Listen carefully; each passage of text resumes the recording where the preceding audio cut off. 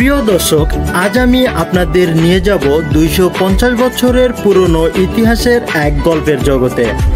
বাংলার 12 ভূঁইয়ার একজন রাজার ইতিহাস। চন্দ্রদ্বীপ রাজ্যের পঞ্চদশ রাজা শিবনারায়ণের এক দিঘি খননের পিছনের গল্প।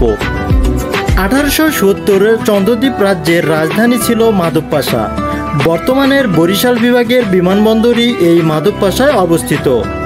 তৎকালীন সময়ে মাধবপাশায় খাবার পানির অনেক অভাব ছিল, তাই চন্দ্রদ্বীপ রাজা শিবনারায়ণ একটি দিঘি খননের পরিকল্পনা করেন। তখন রানী দুর্গাবতী রাজার কাছে একটি আর্জি করে। সে একবার যতটা পথ পায়ে হেঁটে যেতে পারবে ততটা বড় দিঘি খনন করতে হবে। রাজা তখন এই কথা মেনে নিল। সেই রাতেই রানী দুর্গাবতী 61 কানি জমি অতিক্রম করার পর রাজা তাকে থামানোর জন্য একটি কবুতর জবাই করে রানীর পায়ের সামনে ছুঁড়ে মারলেন। রানী তখন দাঁড়িয়ে গেলেন। রাজা সাথে সাথে ওই জায়গায় একটি সীমান্ত আঁকিয়ে দিলেন। তখনই 1780 খ্রিস্টাব্দে খনন করলেন বাংলাদেশের দক্ষিণবঙ্গের সর্ববৃহত্তর দিঘি। রানী দুর্গাবতীর নামে নামকরণ করা হয় দুর্গাসাগর। মূলত দিঘির বিশালতা বোঝাতে যোগ করা হয়েছে সাগর শব্দটি। লোকমুখে শোনা যায় এই দিঘিতে কোনো অনুষ্ঠানের জন্য কোনো হাঁড়ি পাতিল প্রয়োজন অনুসারে পাওয়া যেত এবং সময় মতো ফিরিয়ে দিতে হতো। তৎকালীন সময় কোনো এক ব্যক্তি সঠিকভাবে না বুঝিয়ে দেওয়ার কারণে এটি বন্ধ হয়ে যায়, যদিও বা এর কোনো বিশ্বাসযোগ্য প্রমাণ পাওয়া যায়নি। সরকারি হিসাব অনুযায়ী 45 একর 42% জমির উপরে খনন করা হয়েছে এই দিঘি।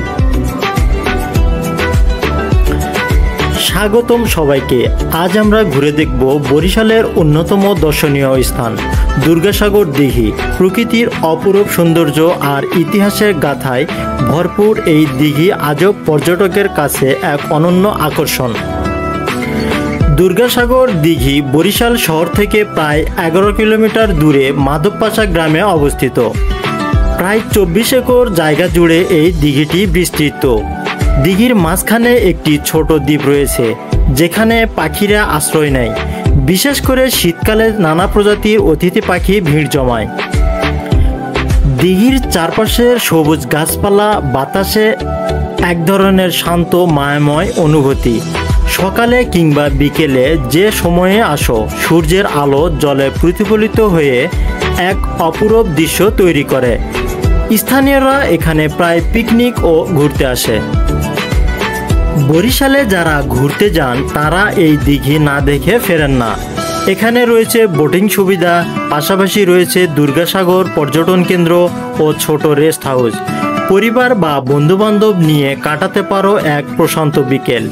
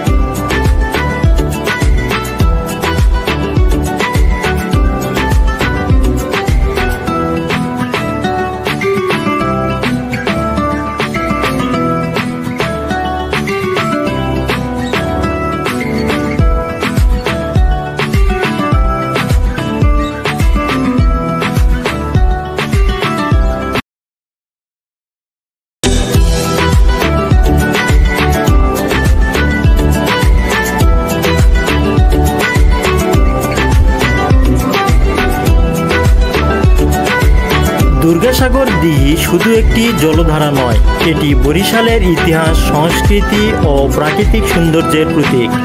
যদি কখনো বরিশালে যাও তবে অবশ্যই একবার ঘুরে এসো এই মনোমুগ্ধকর দিঘিতে।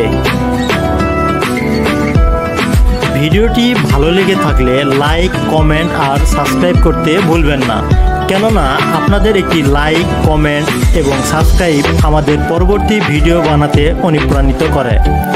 দেখা হবে পরবর্তী ভিডিওতে। ততক্ষণ পর্যন্ত সবাই ভালো থেকো ও সুস্থ থেকো।